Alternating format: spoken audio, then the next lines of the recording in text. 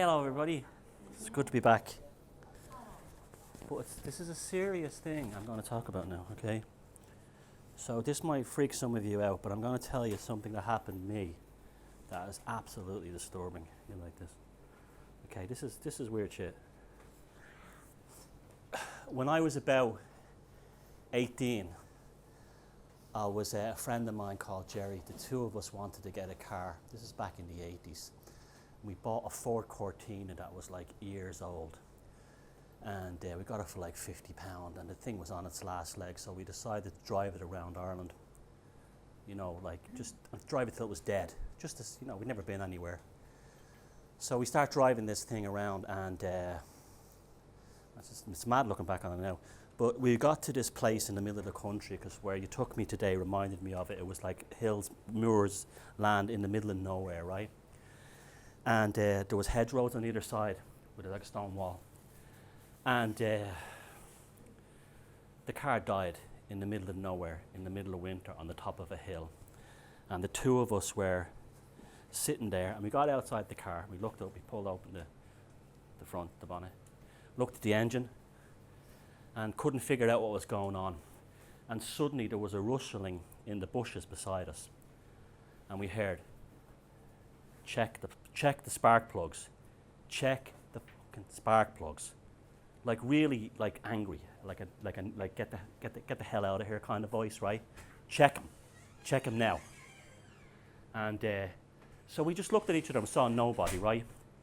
And then, you know, because you're so freaked out by this, you don't expect a voice in the middle of nowhere in the middle of winter, and you know, and you're on your own. You're completely when you're in a remote place like that, you realize how vulnerable you are, and so. It's like it's hard for me to talk about it now because it is quite disturbing looking back on it. And then the next thing we heard was Thomas and Jerry, change the spark plugs now, like that. And this is, I swear to God, this is true. We looked over beside us, and all there was in the field was a goat's head, a living goat, with the big ram's horn, those things. Looking face at us in the middle of this field, in the middle of nowhere. This was a goat. You're laughing now, but it wasn't funny then. Yeah. And we looked at each other and we started shaking. Because we were only kids, we were like 17. We're shaking. And we went back and said, oh, what the fuck, you know, what's going on here? Because, you know, how did you know, who's there that knows their name? Because we didn't associate the voice with the goat, right? And then we hear again, lads, Thomas and Jerry, change the spark plugs while you still can. And we looked around, and there was the goat's face again. I wasn't moving, I wasn't talking, right? You don't be laughing at me, right? And so, look at me, I'm shaking. And so, amazingly, just the top of the spark shook, and engine started up on the Cortina fine. Two of us got into the Cortina, went like, they drove this thing 100 miles an hour down the hill. Oh fuck, oh Jay, what was that? What the hell was that? And we come into a town, right? Into a village. There's a pub there. On the bottom of the hill, we walk into the pub, and it was just about the same size as this, and there was a few people in there, and it was like when we walked in, everybody looked at us, right? And there was like, they could see the shock in our faces, right? And they went up to the barman, and I said, look, you know, he says, is everything okay, lads? Has there been an accident? Do you want me to call an ambulance or anything? And I said, you're just not going to believe what happened. I said, we were back there about a mile on top of that hill. The car broke down, and we heard a voice that knew our names telling us to check the spark plugs. And he went like this, and he blessed himself. And the whole place went quiet, and they went this. And he said, lads, you don't know how lucky you are to be standing here in front of me right now. And we went, you know, like, why? He said, because there's a goat in the next field and he knows fuck all about cars.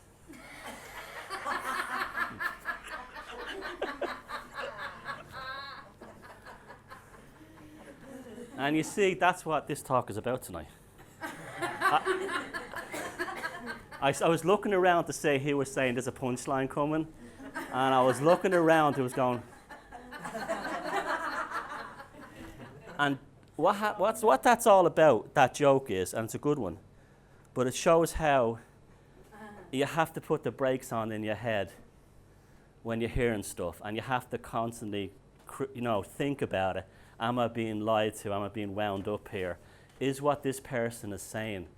And I was doing my best not to laugh when I was telling that, but there's been nights I've told that and I've had people shaking, I was getting worried. Yes.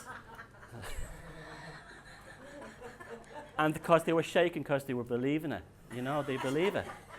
And I believed it. When I first heard that joke, I believed it as well. I thought that was true too. And until the punchline came out, and it was like, it's a joke. Now what happened then is, because it was a good story and I was okay at telling it, you believed my bullshit. You understand? Until I came out with the punchline, and then you said, oh, he's having us on, it's a laugh. But some of you figured it out, but some of us were figured, but some of you knew half and half. But that shows the power to hypnotize people, to control them. Because I could easily be a preacher in some kind of crazy church, whipping up stuff, you understand? And if I was really good at telling it in that way, you would believe it, right? And if I was delivering an answer, if you had problems in your life, and you were looking for answers, and the way I spoke like that and the way I delivered it, and you were susceptible to that, everyone is susceptible to that, don't kid yourself that no one can be fooled. That is me actually getting into your head, because I got into your heads a little bit then. And it's kind of scary when you think about that, how easy it is to get into someone's head. And that's when all the work I did looking into psychopaths and psychopathology, what they really do is get into your head. And they make you think differently. It doesn't matter if they're a person you married, or someone in a relationship, or a boss or something, or a government. They get into your head and they make you believe things that aren't true. Now, people have this weird thing that when they hear something new that they never heard before, and they somehow accept it, they go mad. So you ever have friends who became born-again Christians, and all they wanted to do was convert everyone around them? That kind of a thing. I found Jesus, and blah, blah, blah, and you got to come down. You have to believe what I believe. You have to, and not just Christians, but like they will fall into this trap where they start to believe everything they hear in the organization, in the church. It happens in political parties, because they think they have found an answer to a mystery in their lives, okay? And what happens then is their minds run away with themselves. And then they forget that they are not, what they're experiencing inside their head is not what their family are experiencing, what their friends are experiencing. And because they get this euphoric feeling, what happens is, what they first hear this information. I'll give you an example of it. This one guy I knew, and it was the basis of a short story, a comedy story. I was writing a short story. But he had been laid off his job, and he had been going through the depression, and he had a girlfriend, and he had 2 kids, and they lived together. And he was susceptible because his self-esteem was at a very low point, because he wasn't feeling too good about himself. He couldn't get another job. All his redundancy money was gone. He was depressed, right? A friend of his gave him a book that was like, I don't know, some conspiracy theory thing. I don't know who it was. And she went away for the weekend. And while they were away, he read the book and he started going on YouTube and looking at these videos, right? And that was when he had a flip in consciousness. See, what they call waking up is the same thing that happens to a religious euphoria. Your brain is flooded with endorphins. It's like when you fall in love. It's flooded with adrenaline.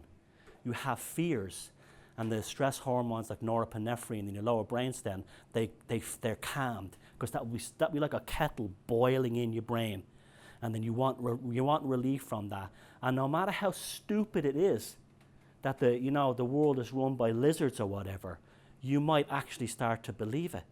you might actually start to think that's real, because it might give you some relief. I'm unemployed because the world is run by lizards. I'm unemployed because a race is responsible. I'm unemployed because of devils, in all this stuff. Suddenly you have an answer. It's coming. You're feeling better. Your brain is calming down. And as the more you watch it, what's happening is the neurotransmitters in your brain, dopamine and serotonin, you're getting this feeling of relaxed. You're getting comfortable. You're getting calm. And then it goes to euphoria. Because what happens then is you become slightly addicted. It's like when you fall in love and you first meet someone and you can't stop seeing them. I have to see it every 5 minutes. I have to hear it every 5 seconds. It builds up and it builds up. So anyway, this happened to him over the long weekend. She came back from her mother's with the 2 kids. And he was all fired up from watching his YouTube videos and reading the book and talking to his mate. And he suddenly felt a lot both paranoid, afraid, had an answer, had a reason. And then she came home and he says, I have to tell you something. And I forget what it was, but he told her this ridiculous conspiracy nonsense, like really far out stuff, right? And aliens or something. And she looked at him in horror, which you remember, because he had this experience and she didn't. And she went, what the fuck are you on about? And he knew at that moment that he'd made a mistake. One, he should have put the brakes on. He should have put the brakes on. 2, he scared the hell out of her. And 3, he did not self-refer himself to what he was learning. You understand? Like he was assuming all alone, at home, him hearing this, that was what the whole world would be ready for this. Because his reality of his girlfriend and the kids and his friends and all the people in his town had been replaced by a new community that existed on the internet that was accountable to nobody. You understand? Nobody self-checks these guys. And now I'm not saying any of this stuff isn't true or some of it isn't true or a lot of it isn't true. I'm just saying in his case, you don't check. They hear one little thing, they don't check, they don't double check, they don't call, say, am I going mad here? They just look at another video from someone else that might confirm it. And they're constantly looking for validation. And the next thing you know, they've gone slightly insane. Whatever insane is, but they're not the same as the society around them. So it ended up he destroyed his relationship with this girl. So it was very sad. It was a tragedy. So it was a tragedy in 2 ways. He lost his job, he lost his livelihood, he lost his self-esteem. And then he went bonkers watching these unaccountable sort of like things on the internet that there was no self-reference to. And then he let it run away with himself. He couldn't put the brakes on. He blurted it all out. Over. And then he knew that he'd made a terrible mistake down later. But the tragedy of that as well was that in some ways, having spoken to this guy, he was a very nice guy. He was on the right path. He was starting to understand that the world was a weird place, but he went off on the wrong OTT stuff when he should have came into it slowly. And that's why when I talk about like waking up is hard to do, some people can't handle new information. It floods their minds. And the reason is because they probably didn't pay attention to it all their lives, and then suddenly it comes bombing into them. Like people say to me, well, why did you know about this stuff? Well, I've always known about it since I was a kid. Since I was a young kid, I just was aware of this stuff. And when I was a teenager, I read books by Noam Chomsky and Gore Vidal, and then later John Pilger. And they were all kind of leading me towards a slow thing. It was coming from the mainstream. And then when I heard the crazy stuff, I could say, well, a bit of that is true. Yeah, there are these powerful banking families. That is absolutely real. The money system is a joke. It's absolutely made up. But it's something. It doesn't mean that they're aliens or there's something else behind that, or they're members of a certain race or anything like that, or it's just the Jesuits or something like that. It's more complicated than that. So I was able to sort of glide into that. Oh, that's bullshit. That's real. That kind of thing. But people who, when it first happens to them, they go boom, and they believe everything. And also, they're bombarded with information.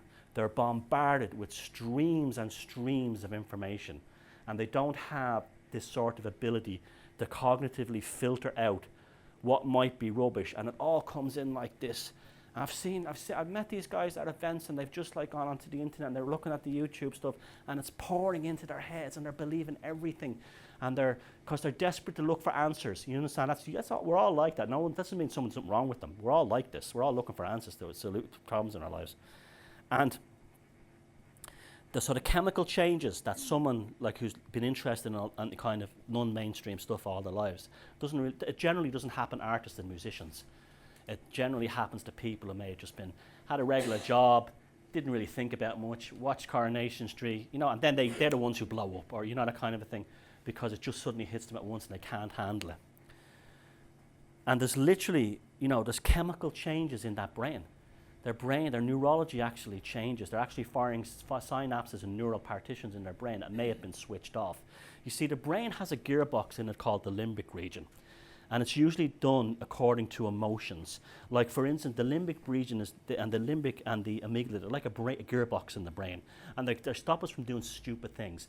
For instance, if you saw money in a fire and you say, I got to get that money, and it's dangerous, your limbic region is the thing that says, stop, you get burnt. You understand? Where if you don't have that, you go right for it. A limbic region is also that stops us from excuse me, what psychopaths have. The psychopaths are deficient in their limbic region. So if they want something, they just take it. There's no, I'll probably destroy that person's life, or they'll starve to death, or if they see somebody's wallet, they'll just take it. And they will have no way to get home and buy their train fare. Because their limbic regions, they don't use them. They go straight from the reptilian lower complex directly into what they want. And you see, this is what happens too with the sudden wake up. There's a lower part of our brainstem called the ore complex. It's the earliest part of the human brain. It's actually the dinosaur brain. Very early part of our human brain, and only is concerned with two things. Fight or flight, right? Who's going to kill me?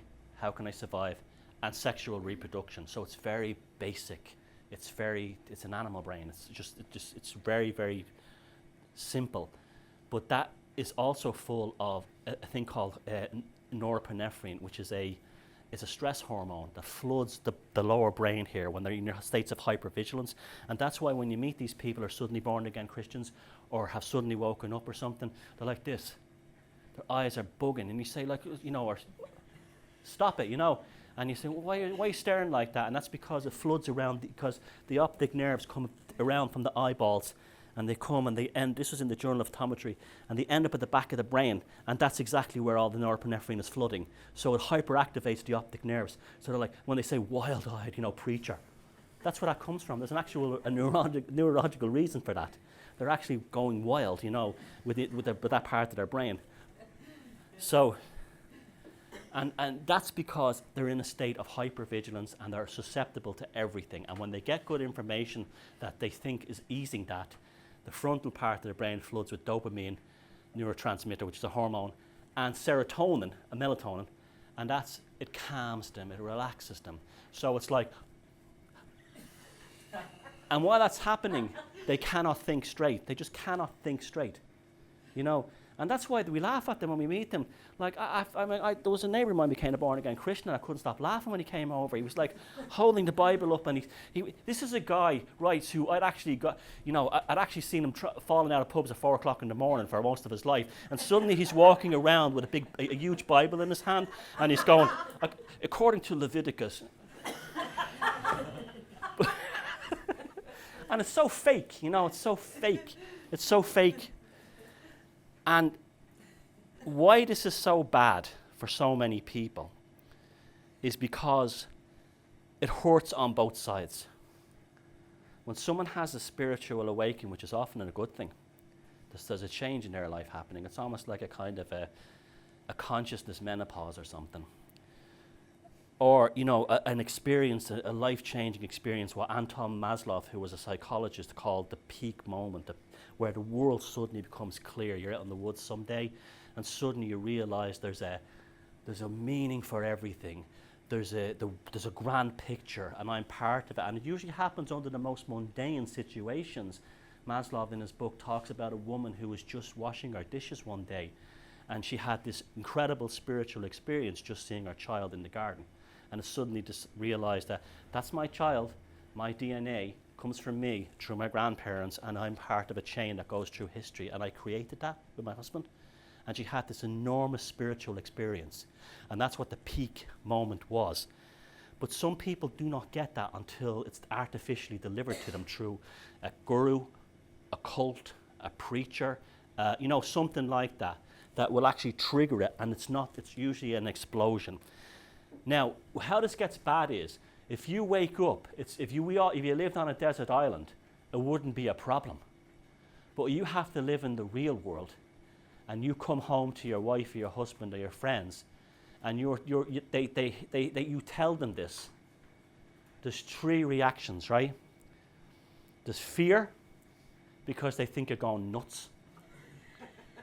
They think you're actually gone mentally ill, and that really is very frightening for them.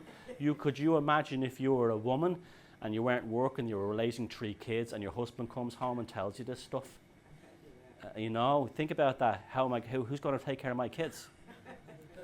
The other one is absolute shock. You cannot believe what this person is saying, because you're in a, what? The moon is a spaceship built by lizards, and they got that, and it's connected to Balmoral Castle, and the Queen is one of them, and you just think about that, it's absolutely. How would a normal person who's never heard anything like that react? Just you have empathy. Put your plate. And then the other one is, they become extremely critical through ridicule, and this is where it can really hurt a person who may have genuinely found the answer to a religion or something, and then they would go, "Oh, you and your stupid thing," and then what happens is that person goes into themselves. You understand? Because then they don't trust anybody. Then they start thinking that the rest of the world, and this is where cults and stuff step in, because they're the first ones that'll tell you anyone who's not a member of our group is evil. Like the Moonies do that. No offense to any Moonies who are here. But there was a story of a Moonie I read, and she was brainwashed into thinking that everyone in the world was evil. And you know that they sell the roses on the streets in the cities at the airports. And she was in New York, and she was freezing cold. And a stranger saw her and brought her over a cup of coffee. And at that moment, she was deprogrammed, because she suddenly realized that that person had compassion for her and wasn't an evil because she wasn't a Moonie. That deprogrammed, and she got her out.